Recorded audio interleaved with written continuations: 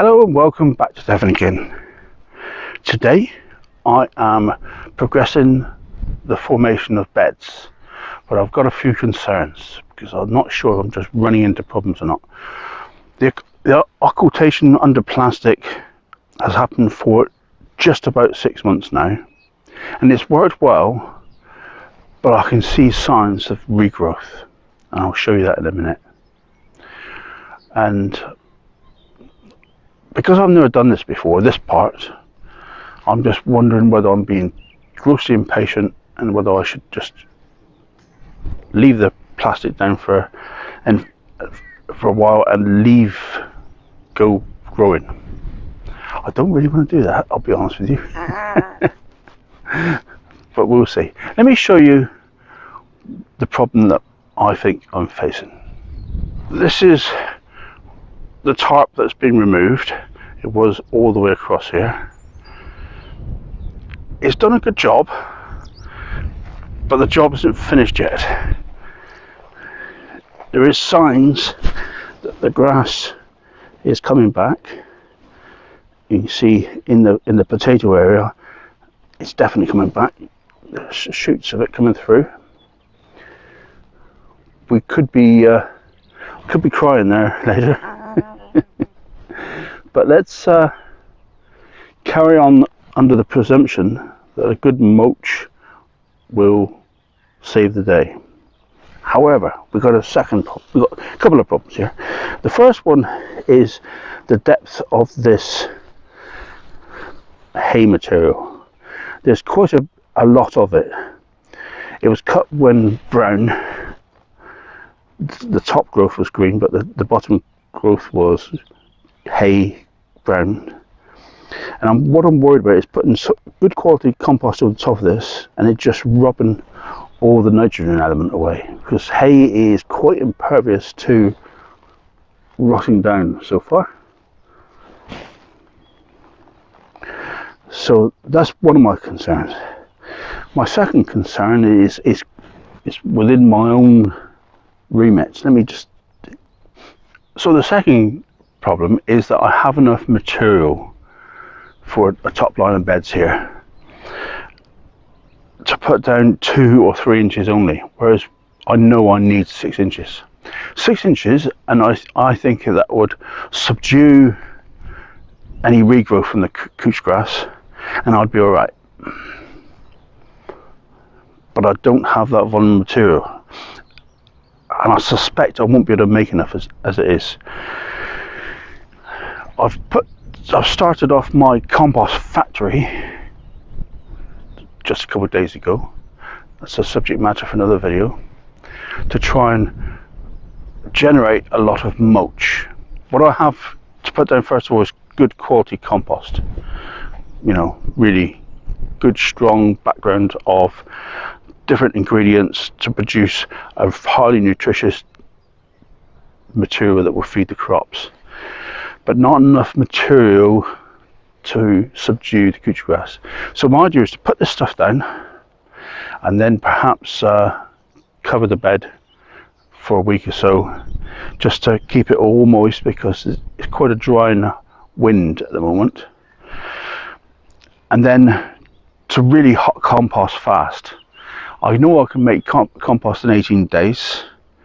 I say compost, but I would tend to regard it more as a mulch. So the way I see it is, this good quality compost will sit the first couple of inches, providing all the nutrients, and then hopefully this new layer of compost mulch will sit on top and provide the depth of compost to actually subdue the weeds away, or the majority of them away. Anything like docks and dandelions will get through, and I know this. That's not really the problem for this year. I'm quite willing to accept that. It's the couch grass and creeping buttercups that I'm really looking to try and subdue greatly. And let's just see if that's going to work, okay? In the end, what I decided to do was to mow it very short. I was hoping that would pick up a lot of the excess hay, and that actually seemed to work. It's taken a lot of the stubble, as it were, off, and the remainder I think I can cope with, or the compost can cope with. Let me know your thoughts, see if you think that's a great idea or not. Now then, as I said before, compaction is an issue, so here I'm forking over the beds to try and just relieve some of that tension in the surface layers. This is an application of volcanic rock dust, just to address the background mineralization. It's the only amendment that I'm actually going to make. And then of course it's the good quality compost. In the end, this ended up really only being 1 or 2 inches deep, so it's less than what I actually first thought of. Not entirely happy with the depth of this compost, but it's all I've got, and you know, I am trying to do all of this out of materials I have created. I will have to buy in some compost because it's just not going to be possible to make enough for this year. More on that on another video. There you are, the bed has been put to bed for a couple of days. I think I'll run out of time to finish the compost before the transplant needs to go out, because I'm so desperate for my seedlings to get out. It's unbelievable. So I think it's going to have to go out very soon, but let's see what I can do. The very lovely weather is playing against me with the seedlings because they really need out. Now then, I'll put the plastic over the top of it again, not really to achieve too much other than keep the moisture in, let it all settle down, get the soil warmed up a little bit. Not really needed, but the microbiology should appreciate the cover, and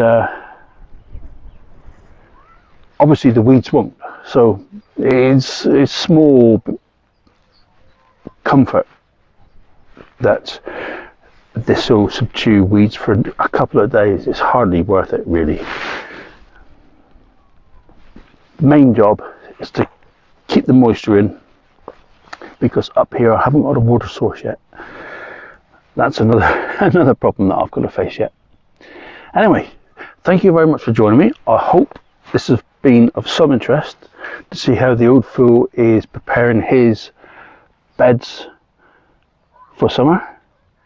This is all about enjoying gardening in the natural environment, starting a field from scratch up to full production, hopefully by the end of next year, but some production this year. And you can see how this bed's progress through the year with no fertilizer input.